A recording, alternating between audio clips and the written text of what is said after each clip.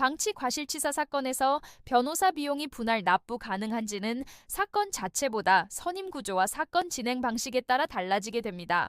형사 사건은 경찰 조사 대응, 검찰 단계 대응, 재판 단계 대응까지 이어지는 구조이기 때문에 사건 진행 기간이 길어지는 경우가 많고, 이에 따라 비용 역시 한 번에 부담하기 어려운 상황이 발생할 수 있습니다.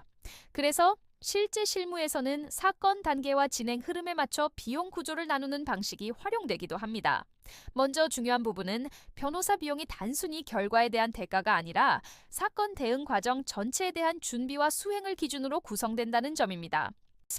경찰 조사 단계에서는 진술 방향 정리, 수사 기록 검토, 의견서 준비 등이 이루어지고, 검찰 단계에서는 기록 검토와 처분 대응이 이루어지며, 재판 단계에서는 증거 검토와 변론 준비가 이어집니다.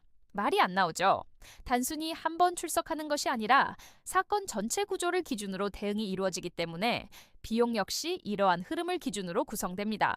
그래서 실제로는 선임 시 전체 비용을 한 번에 납부하는 경우도 있지만, 사건 진행 단계에 맞춰 나누어 납부하는 방식이 협의되는 경우도 있습니다.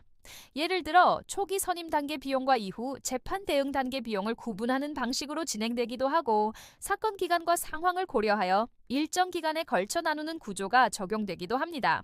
중요한 것은 분할 여부 자체보다 어떤 범위까지 대응이 포함되는지를 명확히 확인하는 것입니다.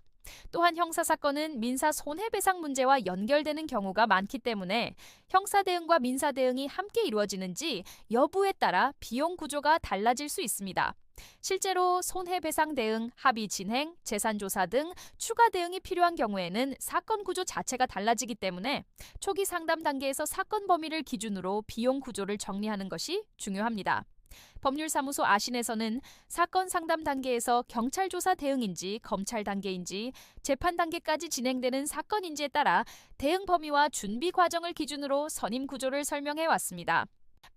형사, 민사, 행정 사건을 함께 검토하는 과정에서 사건 진행 기간과 대응 범위를 기준으로 현실적인 진행 방식을 안내해 왔고, 사건 자체에 집중할 수 있도록 절차 중심으로 대응을 준비해 왔습니다.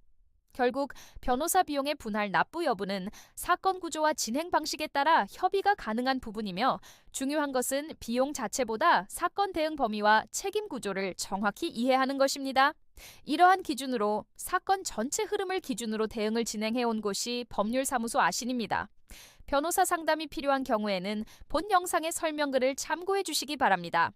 구독과 좋아요는 보다 꼼꼼한 법률 상담에 도움이 됩니다.